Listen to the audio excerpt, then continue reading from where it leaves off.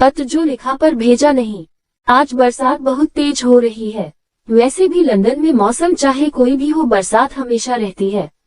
बरसात अपना तालमेल सबके साथ बिठा ही लेती है, चाहे धूप हो, पतझड़ हो या हो ठंडी।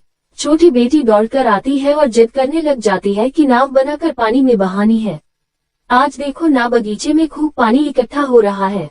एक बार तो गुस्सा आया कि क्या फालतू के काम करने, वैसे भी फालतू में ही खुश होना या एंजॉय करना बहुत अजीब लगता था। स्वभाव में ही नहीं है। हमेशा सोचती रहती हूँ कि लोग कैसे इतना खुश रहते हैं, एंजॉय कर लेते हैं। कोई चिंता फिक्र नहीं है क्या जीवन में। उफ़्फ़, फिर से दार्शनिक बातें। बेटी के बार बार जिद करने के कारण सोचा बना देती हूँ एक दो नाव, नहीं तो फिर से मोबाइल या आईपैड लेकर बैठ जाएगी। बच्चों के बहाने में भी थोड़ा बचपन जी लूंगी। बड़ी बेटी को आवाज लगाई कि अलमारी से पुराने कागज ले आ। एक दो बार आवाज लगाने पर कोई असर नहीं हुआ और इतना मुझमें भी धैर्य नहीं कि इंतजार कर सकूं।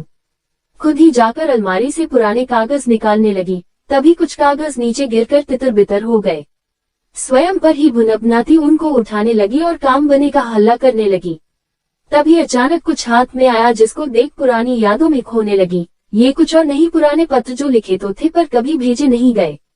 बेटी हल्ला किए जा रही थी कि जल्दी करो, पर मैं तो खो चुकी थी यादों में जब रोज पति को पत्र लिखती थी। कभी कभी होता है ना कि हम अपनी भावनाओं को, अपने मन की पीड़ा को या फिर अचानक मिली खुशियों को किसी के साथ साझा करना चाहते हैं, पर वो उस समय वहां उपस्थित ना हो तो उन सबको शब्द देकर पन्नों पर उतार देते हैं।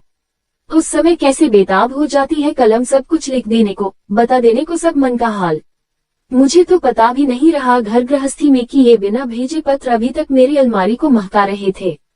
पत्र में ये शब्द नहीं थे, ये थे मेरे एहसास का दरिया जो मैं मेरे पति से साझा करना चाह रही थी। आज अगर अब इन पत्रों को पढ़ने बैठे तो उनका रिएक्शन क्या हो, सोचकर ही हंसी आ रही है।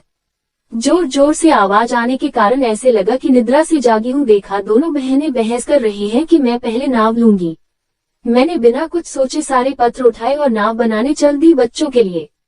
नाव बनाते बनाते सोचने लगी कि आज ये पत्र जिनको पति को पढ़ाए भी नहीं, अपनी पुरानी यादें, अपने एहसास जो अनजाने में ही सही एक थैले में बंद कर इतने सालों तक रखे थे, उन सबको कैसे मैं पानी में बहा रही हूँ।